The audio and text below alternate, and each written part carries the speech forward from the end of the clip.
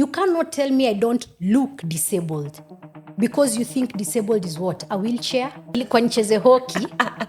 And then the first week, mtu akagongwa na hiyo stick. And then I saw it in action. Kunisengenya. Kwanza hiyo staff room jamani. And they would not hide it.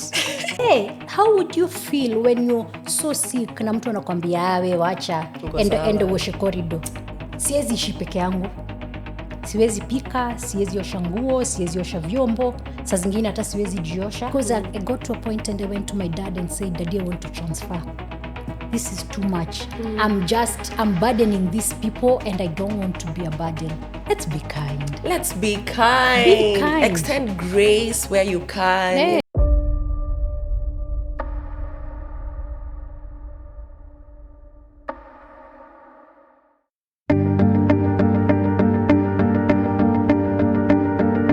Welcome back to Be That Woman podcast, another episode. And before we get started with this episode, I would like to say a massive thank you to all you 10,300 plus subscribers. Thank you so much, guys. And we received a lot of love on the first episode, so I assure you this is going to be even better. So, as I introduce my guests today, stay with me.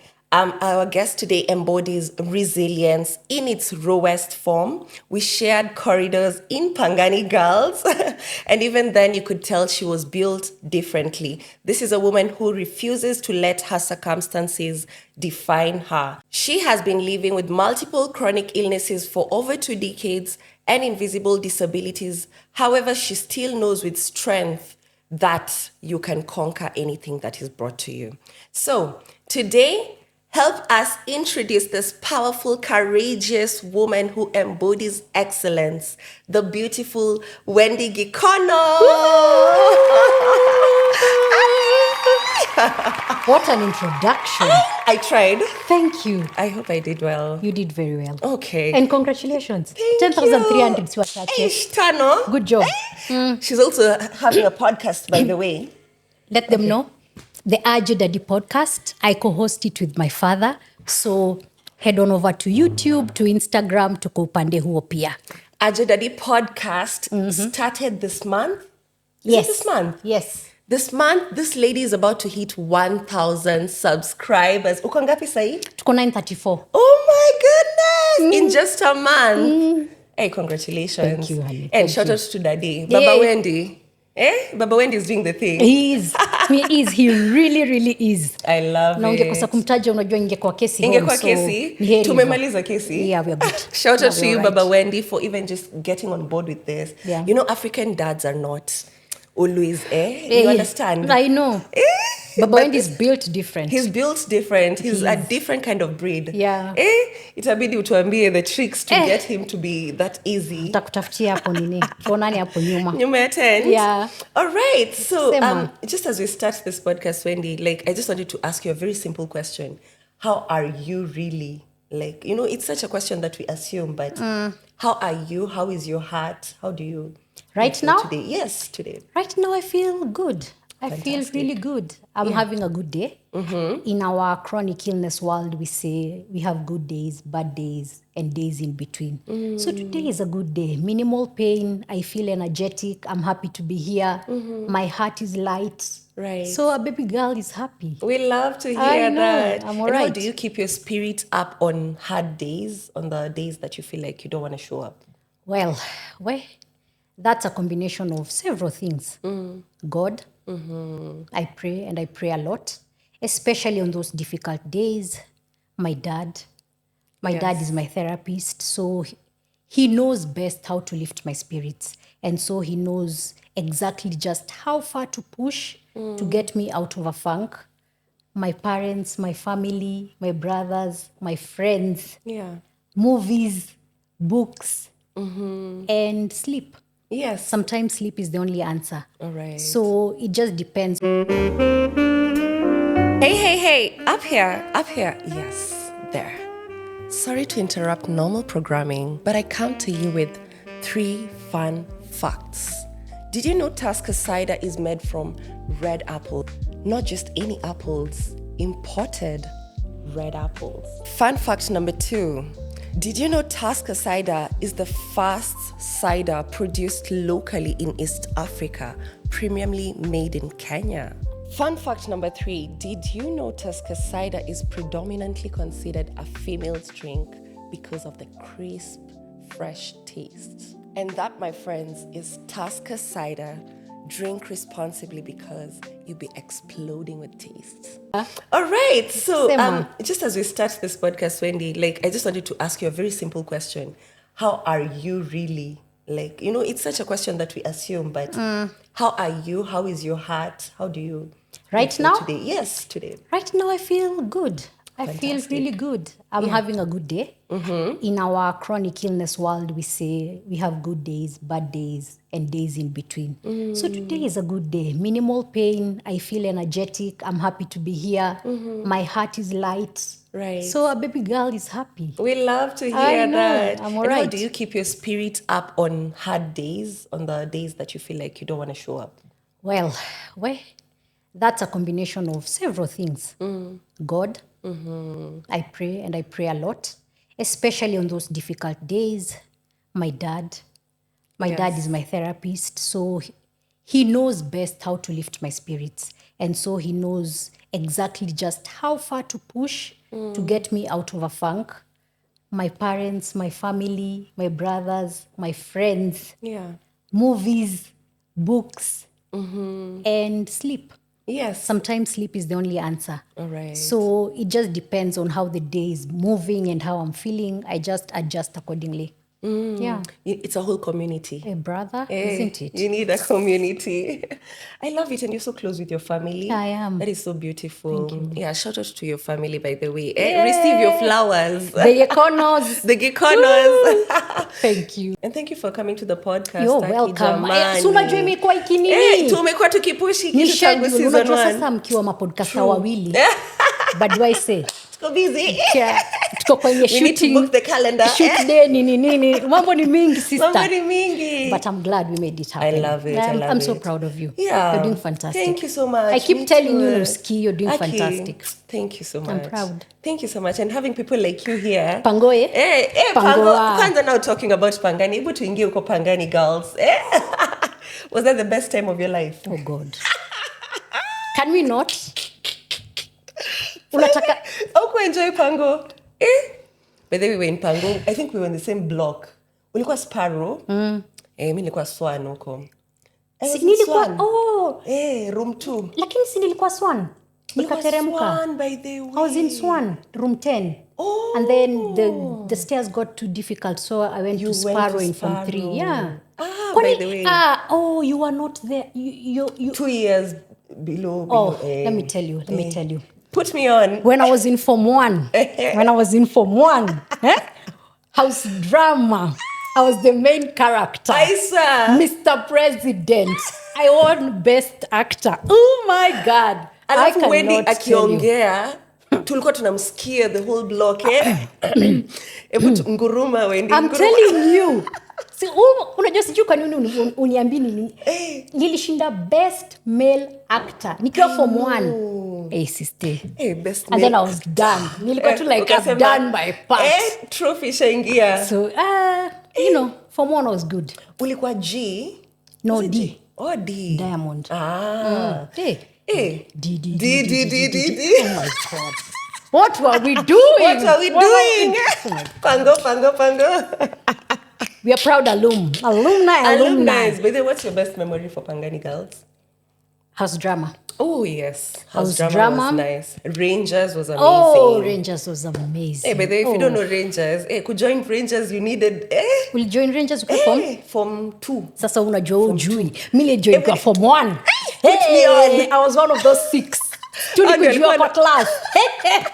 By the way, ukiingia Rangers ukiwa Form 1, there were 6 of us. Mimi, Jennifer, Mbete, Zamzam. I can't remember the other 2. Yeah. Man, wanakuja wanafanya kijim nini, wanakam, unasalutiwa hapo mbele ya class imesimama. kuna kuwa na procession mpaka dining hall across. Oh my god, nakumbuka at least hiyo procession I nilifanya. loved that. That was nice. Those 2 years of Rangers, I loved them. I really did. Nilienjoy. Alafu the Alafu community ni mkakuja was- tukawa nini, wakatutesa. nilikuwa hapo kwa nini, Walitutesa. kwa kamiti ya tembea hapo toshea. Mi niliambiwa Oh God. sijui danko na danko na wall ama nini yenye ina basketball and score, ensure nimescore, Make us believe it. make us believe that you're scoring a 3 point. Jamani, alafu sio kila mtu anakucheka. Oh my god. Whether mulitu embarrass, Lakini but tulikuwa- entering ulikuwa unaingia na Kishindo. unajua I've earned it. You've made it. Good times. Those 2 things I loved. Yeah. And hii ilikuwa inaitwaje? Sports day. Oh, Just the yes. cheering, the camaraderie, go Swan, go Go Spire, ahead, go go That bana, part. but this sports day was nice. Sports day was good. Alafu tulikuwa tunajulikana hockey. Did you play sports by the way? No. Umesikia hizi mashida So unaweza to zangu. surprise. You know you're a woman of surprises. Nilikuwa nicheze hockey.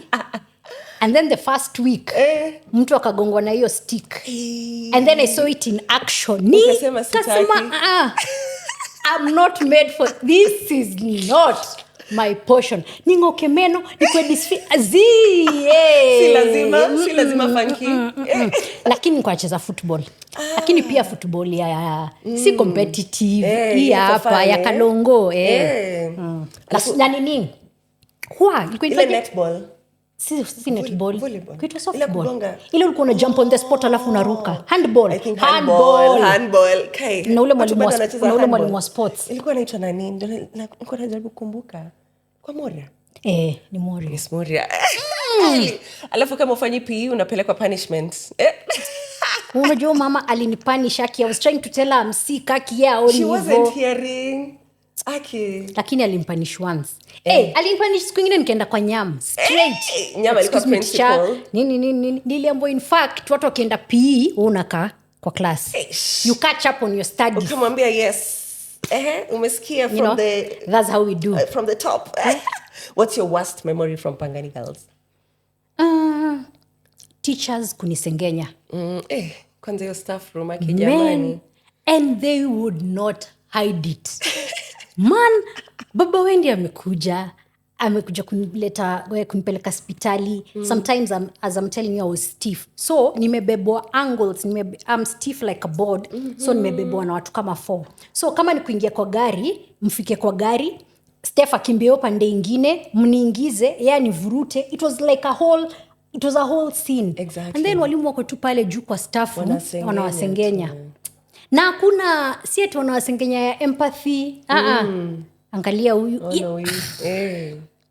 So I came to find out about it later. Hapo nikienda kutoka, at least nilikuwa nisha witness, so I knew they were talking about me. I just didn't know that it was a negative connotation. Right. Wakiingilia babangu. Now He's we just assume. being a parent. Exactly. Ameitwa mtoto wake ni mgonjwa. Mbona mnatuingililia? Exactly. But But how do you sensitize our walimu, honestly? You know, for people who are living with illnesses in school, now that these teachers need to understand. even now that you ask, there's a young lady who came to a friend of mine and said, I would like you to come to my school so you talk to my teachers and my classmates because she's not being exempted from duties, she's being punished, hakufanya homework, her hands can't write. So come talk to our teachers, explain that this is normal, this is what happens, XYZ. I mean, just think of them as human beings. Exactly. How would you feel? As your children. How would you feel when you're so sick na mtu anakwambia we wacha ende washe corridor? Yeah. How would you feel? Yeah. It is basic humanity and empathy. Exactly. Mi nikikwambia mi ni mgonjwa, believe me, there's a lot of kudoubt watu atia, lakini mtu mgonjwa anafaa kuwa ameparara, anafaa kukaa certain way. Illness has no look. And I need people to, I like that. Illness has no look. Disability has no look. You cannot tell me I don't look disabled because you think disabled is what? A wheelchair? No. There are situations where you find that someone with one limb can do more than I can with all 4. Exactly. So tukipangwa hapa na hapa, am I not disabled? Kama siwezi fungua chupa ya soda, how is that not being disabled? Right. Siwezi ishi peke yangu, siwezi pika, siwezi osha nguo, siwezi osha vyombo, saa zingine hata siwezi jiosha. So how is that not being disabled? Okay? Yeah, illness does not have a look. You cannot look at someone and say, hey, we are kona TB. How do you know? Hata akikohoa, wewe unajuaje si asthma? Exactly. Yeah? So that is something we all as a society need to get rid of. In the workplace, in school, at home. There are people who even in their own homes, their own parents do not believe them. Right. I think I was in Form 2. Because my mom is employed, my dad is self-employed. So every time I was sick, sometimes it was even twice or thrice a week, my dad is the one who would come for me. So at my worst, it's my dad who used to see me like that. My mom was not used to that. So one day she's like, mi lakini sielewi kwa nini asioshe nguo nini. And I was like, you know what? Let me show you. Ukaosha nguo. Nikaenda nikachukua tushati 2. Nikaenda nikafua, nikaziwacha hapo, sister. That conversation, maneno ilishi hapo. Yeah. Umefura huku kwote, mikono zikoko. You cannot do anything for the week. Umekaa tu hivi 1 whole week because of that small action.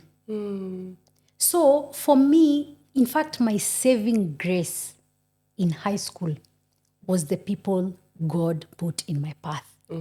Because sister, kama si how. And I will never give my story and not talk about that portion. Because they deserve to be recognized. And okay, so niligonjeka Form 1. Form 1, Form 2 niko Swan. But things are getting hard. Kufua ni ngumu.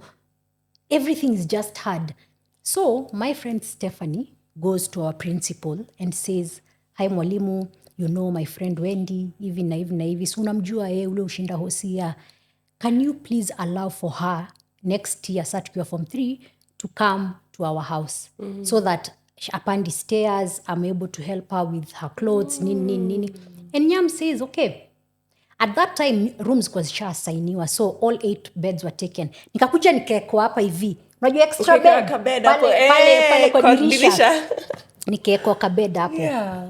So, Steph's roommate, wacha niwaite hivyo, at the time, wakasema, you know what, Steph, you don't have to do this alone. Mi nitakuwa nafua shati, mwingine mi nitakuwa nafua skirt, hivyo. And that is how for 2 years, sikuwa yosha nguo. They did everything for me. Okay, Steph alikuwa nabandikiliwa socks, lakini... Hey, Steph, strong soldier. Listen. Kwanza kufua hizo socks za white. Wow, oh my goodness. But my dad bought me socks. Kama kuna kitu alinunua, nilikuwa na socks pair kadhaa. So, haikuwa emergency. Ati lazima tufue kesho. Damn. So, Form 3, Form 4, all my roommates, Monica, Rispa, Becky, Quinta, Kidali, Petra, Diko, Ndanu. Men, I hope sijasahau mtu, but God bless them. Wow. They did above and beyond. Because Steph was already dealing now with the emotional, just making sure I'm eating, na kunywa dawa, napata maji moto ya kuoga. Like, nilikuwa mtoto wake. I always say she was my first caregiver. She would sleep top bunk, mi niko chini. Nikiturn mara 2 mara 3 ashaamka. Uko sawa?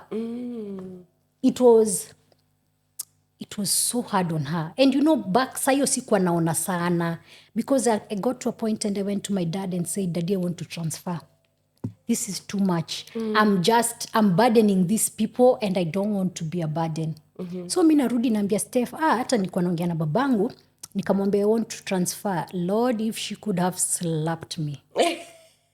She was so offended. Yeah. Who are you to make that call? Yeah. Nani alikuambia? Why are you assuming? Mi nimekuambia? Slowly. Her, and I also had now my my close group of friends, my classmates, chuku, karaoke, ngomba, like my people, wale nikifaint juu sasa si nilikuwa na faint. Walikuwa tu hapo kunidaka. But aside from that, the mental strength they gave me and hiyo moral tu ya ndio uko sawa, uko vizuri, lakini unajua nini, jikaze tu, let's push through. It meant everything to me. Exactly. And it's a big part of why I am the way that I am. Yeah. So wow. Hey Steph, receive your flowers also. Hey Stephanie Gideon. Yeah. An amazing human being. Yeah, because that is selfless. And then now that I think about it, I know it affected even her grade. It affected her, obviously, because even when I was not in school, people would tell me, my God, Steph was not all right, this and this. I knew it affected her mentally. Yeah. But I also know her studies were impacted because she was worried about me 24/7. Nikitoka hosi, nikikuja, she's trying to catch me up on sijakuwa wiki. Sasa anajaribu kuniambia, here is where we are, subjects ndo hizo 8, where do you start? And she's still making sure napata chakula, na kunywa dawa, maji moto. It's just intentional friendship. And the greatest blessing. Unconditional love, definitely. Able to give her flowers. Stephanie, thank you. I love you. You know it. She knows. But she knows. She knows. Yeah, she's really just gone above and beyond, Yani. And so, everyone just around you. Yeah, so I really hope and pray everyone who's in such a situation can get that community. Unajua unasaidiwa home, unasaidiwa hapa, job, watu pia wanakutreat na ka empathy. Exactly. So at least usikii vibaya sana. Unajua you already uchungu yenyewe imekumaliza, lakini sasa so let's be kind. Let's be kind. Be kind. Extend grace where you can. Yeah. It's not always just thinking about negative things. Hata uko online, just always typing negative things. Like, let's be people who are spreading love. Achana na watu. Shika lako, mimi nishike langu. Tukae tu hapa. Na kama unipendi pia ni sawa. Kila mtu ako na furaha, si ndio? Thank you for watching. If you're still watching this, remember to subscribe to the episode and the podcast. And this podcast is sponsored by Tuskaside. As you can all see, they have branded our set so beautifully. So thank you, Tuskaside, for elevating this important conversation. So I just want to talk about it because this is something that you embody very openly. Thank you. And so you live with multiple chronic illnesses. So for someone who's wondering, what is that? How do you explain it to them? So a chronic condition is a condition that lasts more than 3 months. So you've been sick for more than 3 months, you've been going to hospital, you're taking medication, you're under treatment, and you're not getting better. That is what a chronic illness is. What I have is an autoimmune disease. My immune system attacks my body. Biology 101. Yeah. Your immune system is supposed to protect you against viruses, bacteria, and germs. Now, in my case, my immune system forgets that and attacks me. Ni soldiers wanafaa protect Kenya. Instead of protecting us, they start shooting us, you know? Right. So my immune system has gone haywire. So different conditions attack different parts of the body. So my main diagnosis is systemic lupus erythematosus, or SLE. SLE has attacked all the organs in my body.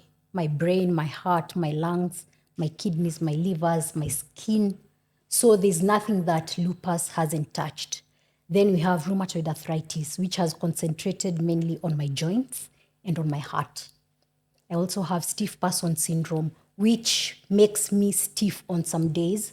Stiff to the degree I cannot move. I'm stiff as a board.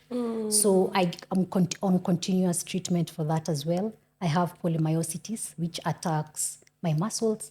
Antiphospholipid syndrome attacks the proteins in my blood. Chronic inflammatory demyelinating polyneuropathy attacks my nerves.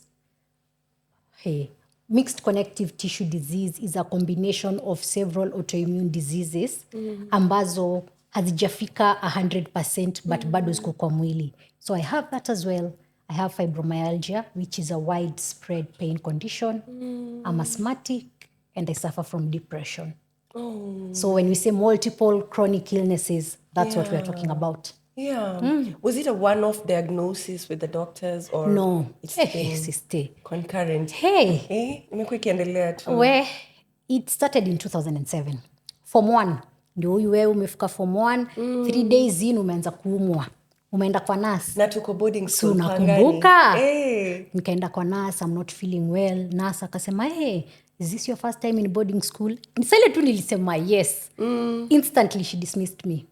So it took a few days. I think it was a week or two before they called my dad to take me to hospital.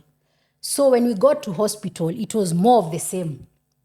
Mtoto anaogopa shule, huyu hataki kukua shule. So they never took me seriously. But my dad kept on advocating and saying, no, this is my child. This child is sick. Because you could see my joints were swollen. I was red. I was hot. What do you mean? She's not sick. Exactly. But not the sad part, but the most difficult part was that my blood work was coming back normal. So you see, even from the doctor's side, they're like, Lakini, look at it. This is saying she's okay. What do you mean she's unwell? But you see, sometimes, depending on what time you take the sample, inaweza jificha. So I had a lot of samples that were taken at a time when the results would come back as normal. Yeah. Then there was one savior after 1.5 years that confirmed I have juvenile rheumatoid arthritis. But the main problem was lupus is what was attacking me ferociously at the time. So even though I have rheumatoid arthritis, we still need to know that I have lupus, treat lupus. As we are treating lupus, treat arthritis. So the lupus diagnosis came 3 years later. So those 3 years were just hosi, anti-inflammatories. Exactly. That was just the dance. So by the time we got that diagnosis, a lot of things had gone wrong. My legs were bent. My self-esteem was down. Yeah. I'd lost a lot of hair. My memory was just about gone. So by the time we started treating lupus in Aviofa, and then now this other diagnosis came because in 2008 I had the juvenile rheumatoid arthritis diagnosis and stiff person syndrome. So we were managing those.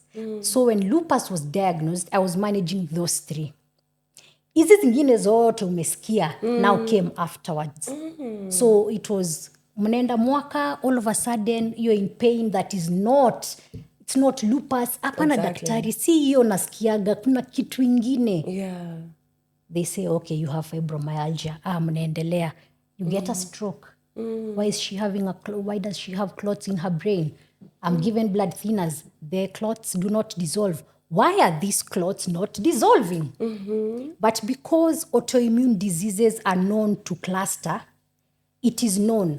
Lupus, upelekana na antiphospholipid syndrome, fibromyalgia. So daktari akisikia symptoms zako atajua ende direction gani.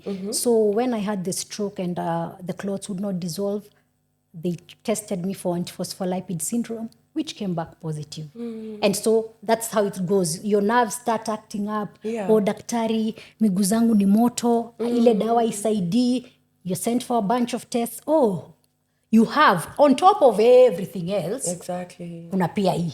Yeah. So, yeah, and we don't know if zimeisha ama down the road kuna zingine zinakuja. In Jesus' name, zimeisha. Amen. Yeah. Amen, sister. But, how do you keep your head up? What do you do? What do you do, first of all? Yeah. There is a time where you just go down. You're completely lost, completely depressed. Ujui fanye nini, ujui uanze wapi. That is normal. The denial stage is very, very difficult because there is hapana, haiwezekani. Before you get to acceptance, and even then, it's not a linear kind of thing. Today I'm accepting, tomorrow I'm not accepting. Yeah. So it's been my family and my friends. Right. Because they really held me together when I needed it. And even now they hold me together. So man, we thank God for them. Yeah. You talk about depression. I want to touch on that. Also, it's very, people just assume. How do you know you have depression? I was clinically diagnosed with depression. So si ati nimejiwekelea. It's actually a doctor who diagnosed me. I was put on medication for a period of time. Sometimes when it gets too tough, I go back on meds. But for the most part, vibes. Tuko tu vibes. Vibes and inshallah. Vibes and inshallah. But sir, at what point do you need to visit the doctor? When do you feel like you should visit the doctor? You feel like you're struggling with depression at this point? For me, it was my parents and my friends noticing there's something extra that is wrong here. Yes, she has these pains. Lakini hata akiumwa na miguu, ye wa hivi. I have a very bubbly personality. Yeah. But in high school, I just shut down. Everything that I loved doing, all of a sudden, staki kufanya. I was a ranger. Hey, Rangers, Rangers.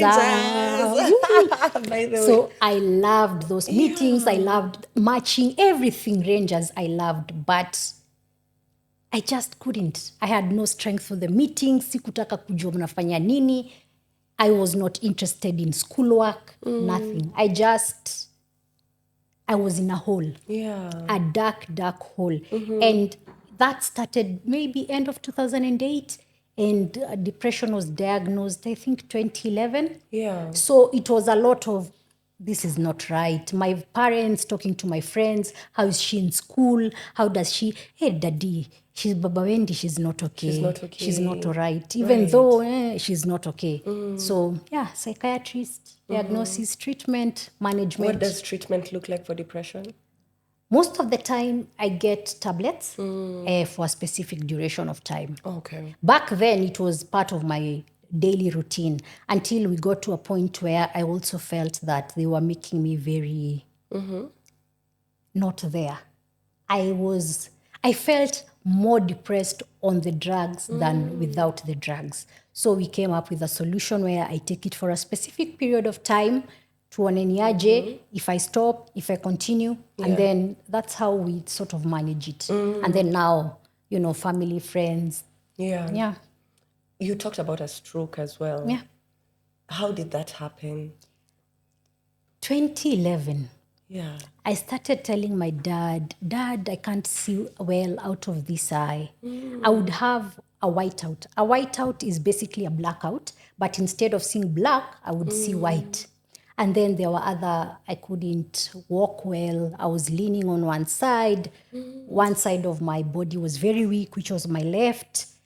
So, okay. But at the time, we had so many things to do, so many tests to do, and I needed an MRI of the brain. An MRI is dang expensive. Oh, I can imagine. So I was just like, daddy, si mbaya sana. Wacha tufanye hii. Tutafanya hiyo baadaye.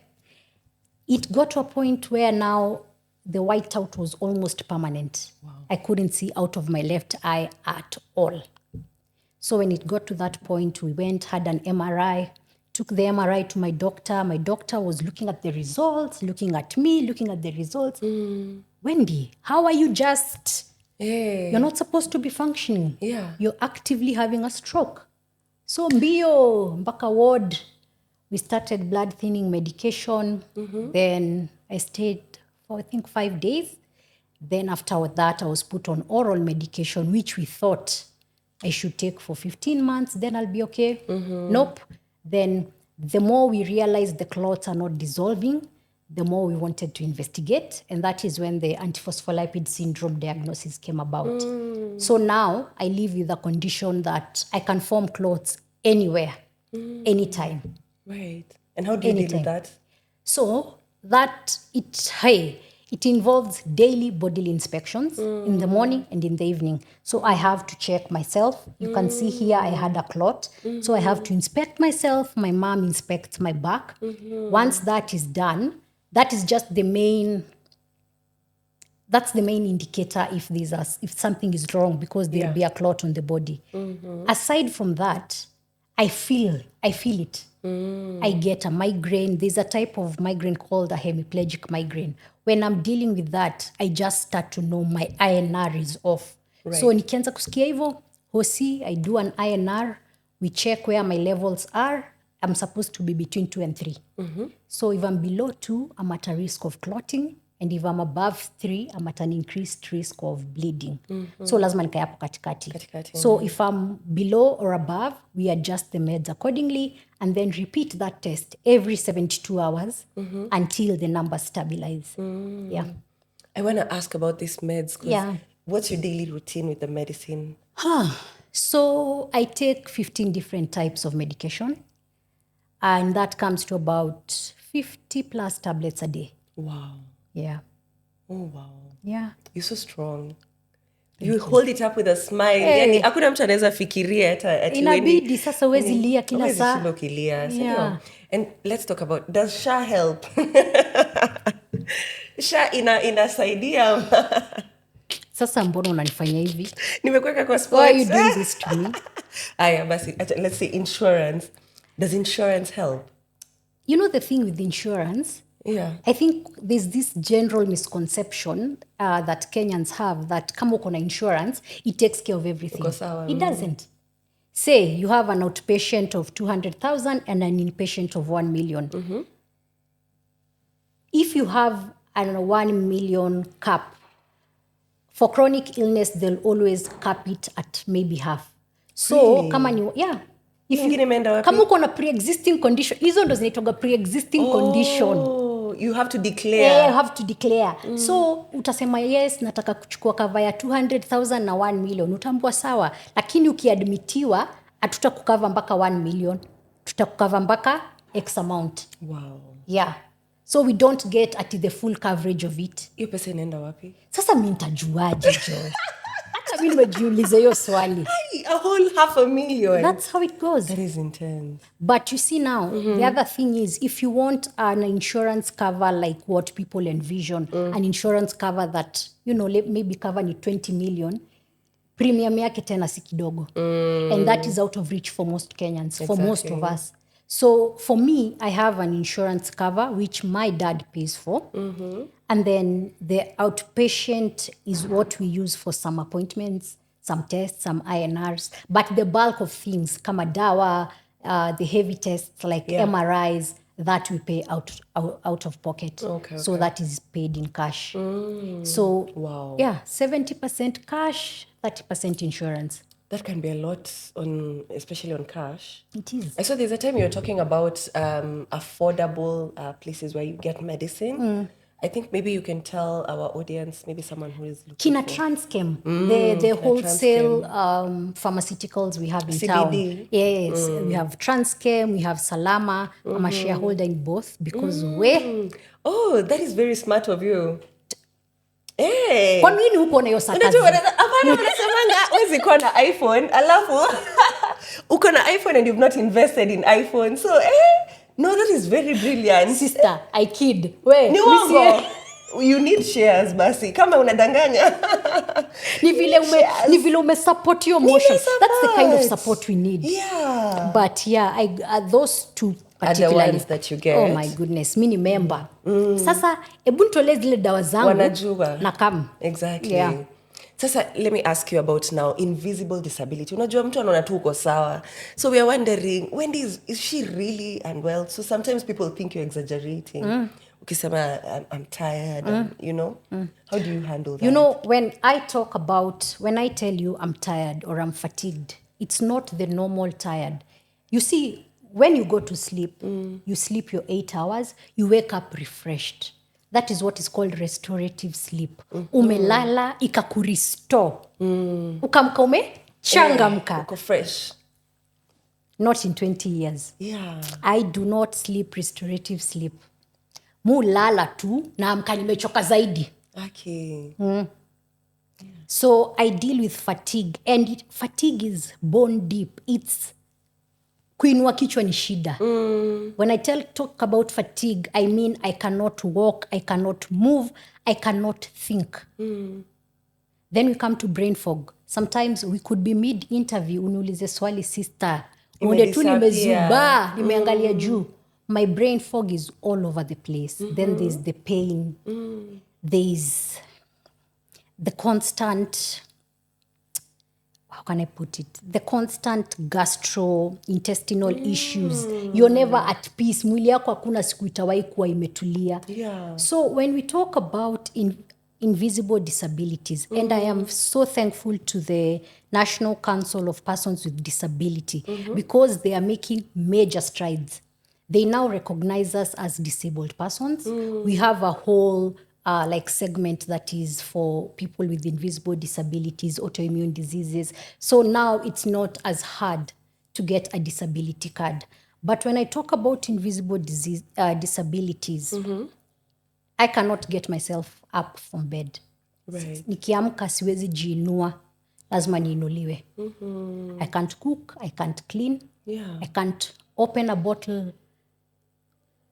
I can do nothing for myself. To be disabled is to need help from somebody with basic tasks. So anything and everything, my family helps me with. So that is what I mean by invisible disability. So just because I look, Okay. I know. Una smile, Niko kwenye, umeng'ara, you're glowing. kwenye yo. Right. I am disabled. And I know a lot of people feel a lot of shame and embarrassment in saying that. I don't. Yeah. Yeah, it's not something I brought upon myself. It just happened. These are my circumstances. What am I going to do? Yeah, I want to give you your flowers, Yani. Thank you, honey. I'm just so proud of the woman you are, the strength you embody. Yani, you're such an inspiration. Thank you. Yeah, to Thank so you, many Joy. people. Like, every day I wonder, where do you get this strength? Unajikaza. Unajikaza. I love Mpaka that. unashindwa alafu unaendelea kesho. Unaendelea kesho, and you take it a day at a time. A day at a time. Sindio? Literally, that's my mantra. A day at a time. So today is a good day.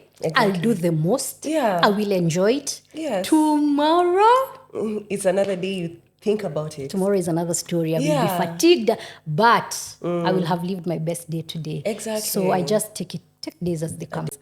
And Wendie, I want to ask you a very interesting question. Ulikuwa unaandikiwa maleta na boyfriends wala MFA, starehe boys. Baby girl like me. Listen. Wewe unajua barua ilikuwa yako, ilikuwa yetu sisi wote. Ilikuwa inafika unaisoma. Steph, hebu cheki. Nimepata letter. Acha nikwambie. Adole njuu ugonjwa. Adole njuu ugonjwa. When was the last time you had a boyfriend? 20 my lord. 22. I'm 21. Umejaribu. Mimi nilikuwa 21 I think. Lakini that is no longer my path. Nimewacha hiyo maneno. Mbona? It's too much. It's too much work. Mentally, emotionally. You know, sometimes you invest your feelings in someone. That's true. Because I'm very straightforward. I tell you, listen, I am sick.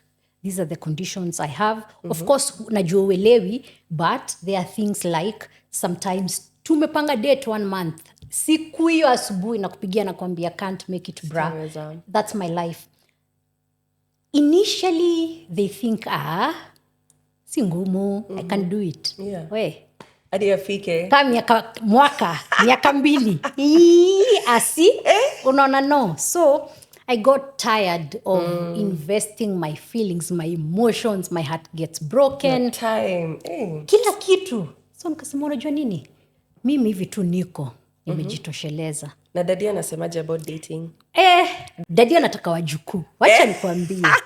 Dadi ile kitu anataka ni wajukuu. Lakini sasa nishamwambia, dadi wewe umeona hii hali. Umeona hii mambo vile inaenda. Sasa hawa wajukuu itabaki tumetegea Mwangi kwa sababu sasa But on a very serious note, I made the decision not to have children when I turned 17. The thing with autoimmune diseases is we don't know why we suffer from them. It's not like ati mamako akiwa na blood type A na babako B unapata we do not know why it is the way it is. It affects more women, yes. They say hormones has to do with it. That's why it affects women more than men. The environment as well. But we don't know why. So mi nilikaga nikajiuliza, mimi na hizo ugonjwa zangu zote nikazaa mtoto. Unataka kuniambia huyo mtoto atapata hata moja. And yes, I believe in God. I know I believe in God, but I'm also very pragmatic. The pain that I live with on a daily basis, I cannot pass that on to another human being. I cannot look at my child and say, you're in pain because of me. No. So, yeah, me ni Auntie Wendie. I'm the cool, fun Cool Auntie Auntie Wendie. Wendie. Ooh, Auntie Wendie is cool, my Yeah. friend. Ni hapo tu kwa rich. Ndio kuna Unakazana. tashwishi. You're getting there. So I'm cool for now. Kidogo kidogo, I'll be rich Auntie Wendie. Hey, rich Auntie Wendie, tutaleta watoto wetu Cool kwako. cool achana nayo.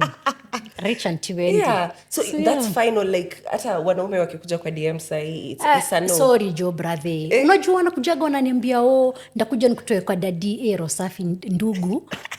Najua mimi ni mresh.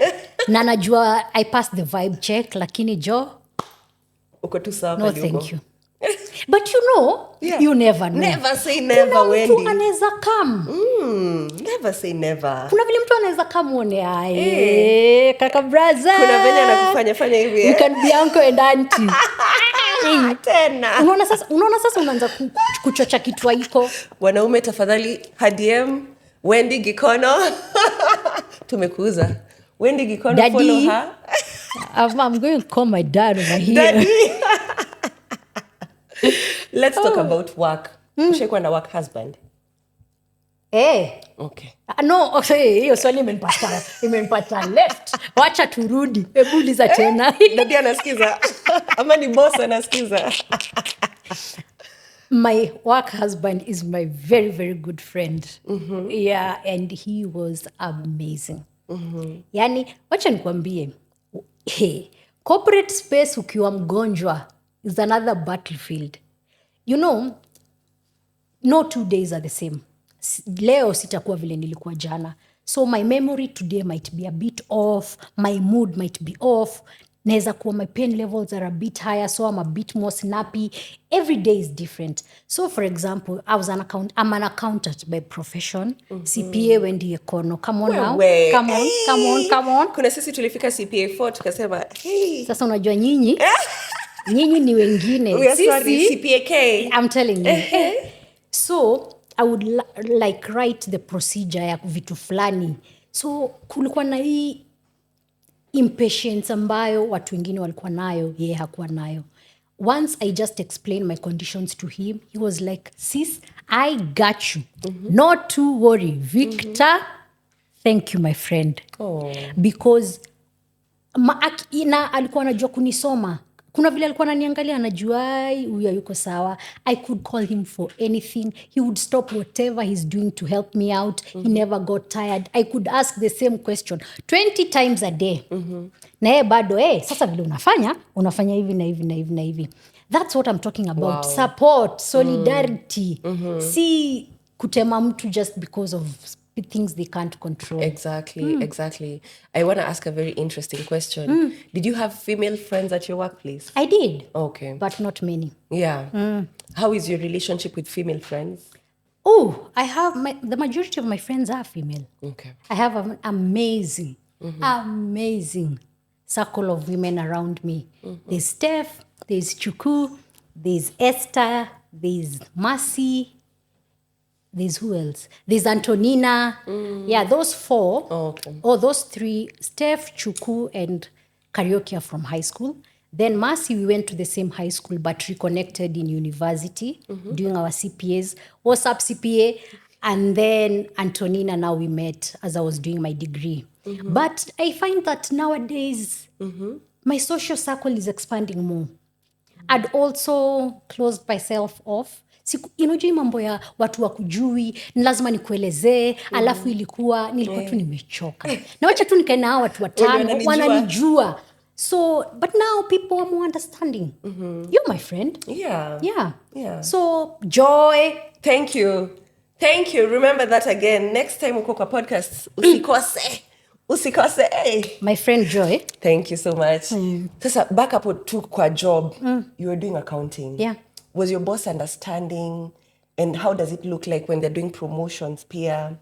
How does it look like for you? Well, I worked there for 5 years. I would say in the beginning, they were very understanding. Actually, for the most part, they were very understanding. Okay. Yeah. I got my days off to go to hospital. When I couldn't go to work, they would, understand. When COVID hit, let me tell you, people don't talk about their illnesses at work. They don't let their bosses know, mimi ni mgonjwa nini. True. My dad told me we are not doing that. Unafika hivi, unaambia mtu. Because the truth of the matter is, we can be talking now, next thing I'm having a seizure. If you don't know I'm sick, where do you start? Exactly. So I was very forthcoming. Even in my interview, I told them I have a chronic illness, and this means appointments, this means XYZ, XYZ. So even when COVID hit, when the news Nini alert said, first case of COVID in Kenya, my boss was at my desk. Wendie, just go home. That's amazing. Just go home. We'll see how computer itakufikia, lakini kwa sasa. Enda nyumbani. And for 3 months, my friend, niko tu nimenyorosha miguu hivi, earning a salary because they couldn't find the right equipment for me. But they were very understanding in that sense. But with hindsight now, I've come to know and to realize that I was not given a lot of opportunities because of my honesty. So, say there's a promotion opportunity. So, how many people are we considering for this role? So, there's Joy, there's Wendie. Achana Wendie hawezi. No one comes to you, hakuna mtu anakuuliza. They make the decision on your behalf. Na sasa ukumbuke all the other factors of the corporate space. Nepotism, kupendelewa, hizo vitu zote. Exactly. Yeah, and that's my experience. But I also know from other chronically ill warriors that most of them do not say. They just suffer in silence. Yeah, to avoid all that side. Yeah. And not being passed over at promotions.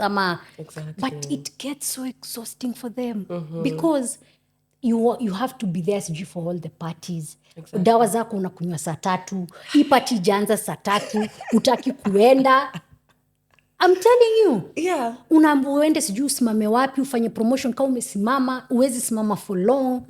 So it's always a double-edged sword. So majority of the people I know do not reveal that they are chronically ill. Yeah. Exactly. So are you still in corporate? No. As I told you, know, I'm a podcaster. Thank you. Madam podcaster. You know, I'm a podcaster. I'm a digital marketer. Nini. I'm trying to penetrate this space. Exactly. Nimeona wananihitaji hivi. Hey, your vibes. My charisma. My charisma. Inahitaji unapata. So many people need your charisma. Wacha nikwambie, lazima ujichoche. Kwa sababu hii dunia kuna mtu anakuchocha. So, yeah, I'm trying to penetrate this social media space. Yeah. Alafu, my dad and I do the podcast on the side. Yeah. Let's talk about the podcast and your dad's relationship. Hey. Hey. Baba Wendie, you're famous out here. Yeah, I'm telling you. Hey, now we are sharing with everyone. Oh, let's Wewe ni share your baba dad. yetu. Let's share your dad. Na siwezi kata. Hi. Hey, he's a cool dad, eh? He's How did you build that relationship to get there with your dad? Do you know, it's always been that way. It's always been that way because my dad has been self-employed for as long as I've been alive. So we were used to having him home all the time. My dad was home by 6. Sometimes mmechelewa shule mnatoka 6:30 mko mnakutana naye kwa njia akikuja kukuchukua. So he's always been at home. We used to do our homework with him. Then mna watch ilikuwa nini? Ile kipindi Prison Break, ama Reso, ama nini. So we had a lot of time to just really bond. And my dad, honestly, loves his kids. Acha nikwambie. I know other people love their kids, but my dad loves his kids. So he is so intentional on building individual relationships with us and then just a collective. So we always find it very, very easy to talk to him. Hebu tuingie hapo kwa reggae pia. It's like this family, Doti family. Wacha nikwambie.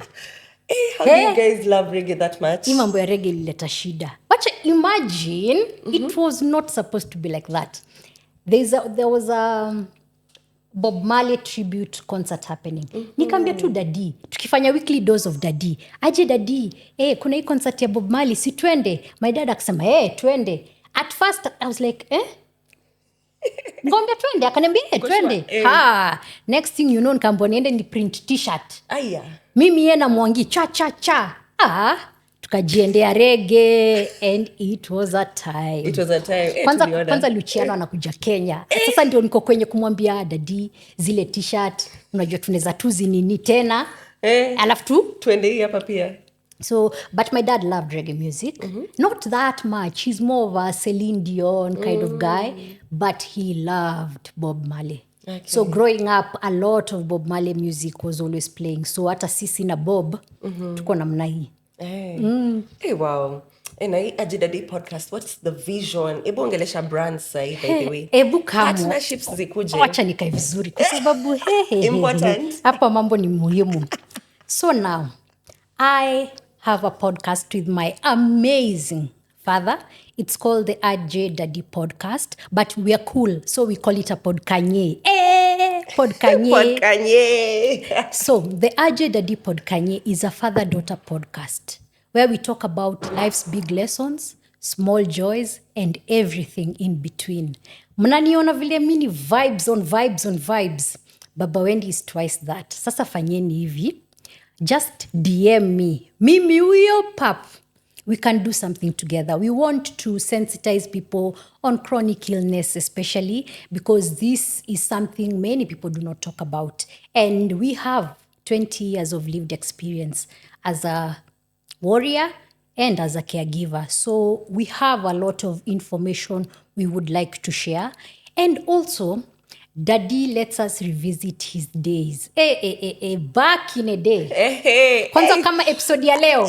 Utapenda. So, yeah, we are looking to do something big, something impactful. Yeah. So, if that aligns with your brand, tafadhali subscribe. Wendie Gikono at gmail.com. Wendie Gikono at gmail.com. Tutaiweka hapa chini, Wendie.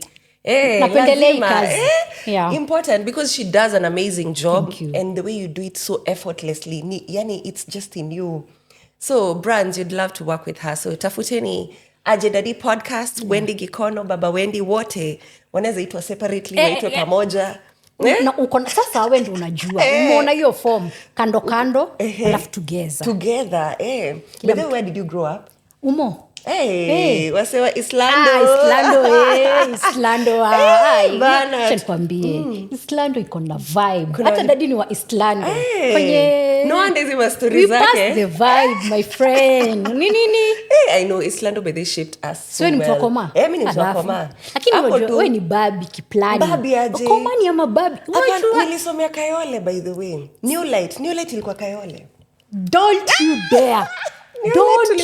Unajua nilikuwa New Light baby class. Niliruka baby class. Nursery na class 1. Teacher Helen, hi. Ulikuwa New Light? Usiseme New Light. Unajua so many similar stories. Hata una haya. New Light was a vibe by the way. I went to New Light. Alafu nikaenda bidii. Najua bidii. Mimi ni bidii massive. Come on. I love it. Pango nini. Umepass vibe check. Unaona sasa wewe si public system. Mimi ni public system. Pango ilikuwa public. Usinitoe kwa mix tafadhali. Unaambia watu wewe public school. Sawa, imeisha. Yameisha.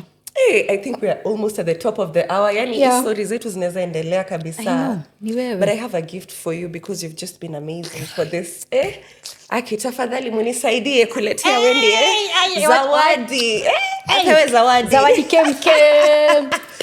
And if you're still watching, thank you so much for coming this far. Remember to subscribe. Kwani muimbaji kwa hii podcast yenu? Hebu tuimbie. Wako wapi? Masini. Wamuone. Wendie kiboko ya. Behind the scenes. Zawadi yangu. Courtesy of Tusker Cider. This is to appreciate. Unaweza fungua by the way. Hata mimi sijafungua. Naona tu vitu. Acha tufungue tuone. Unaweza fungua alafu uchome. Vitu zimwagike. Natakaga mambo ni polepole. Umekuwa mjanja. Acha kujifanya hapa. Lady. Na ulienda public system. Shots fired. jamani. Mimi nimeleta hapa vibes za Wazazi Agenda wangu Diko nini kwa podcast ya wale wengine. Haya, hebu tutolee by the way. Unajua tupe Miss Jonah. Thank you Taska Saida by the way for the gifts. We, hey, wacha nikuambie. Niema. Oh, this is a gimbal. I'm telling you. Content creation iende huko juu jamani. Ni kama walijua. Taska Saida. Walijua pia wewe unaingia content. Hebu tuongeeni hapa kando. Tuongee nyuma ya tent. Hey, this is amazing. Toa zingine. Thank you. Wow, this looks lovely. Thank you so much Taska. Gimbal. Mtu wangu. Vitu ni I mingi. tell you.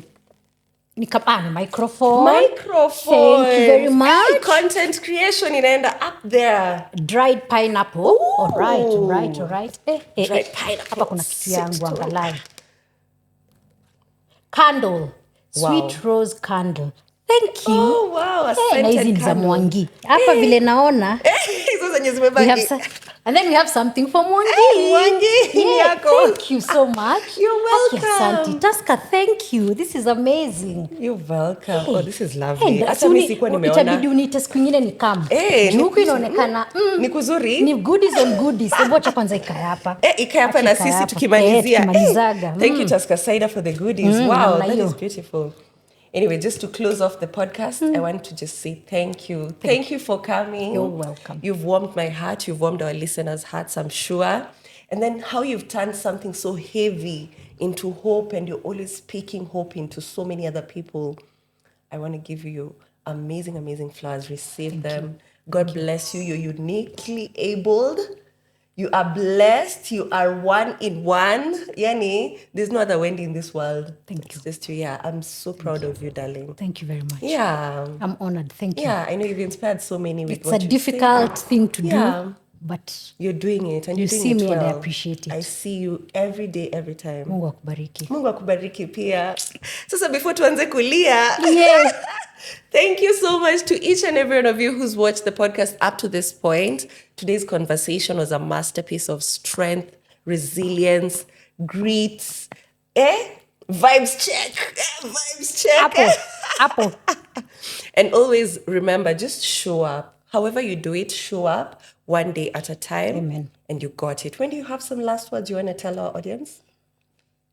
Be kind, be gracious. Having lived this life for 20 years, I know that illness and disability is a minority that can happen to you like that.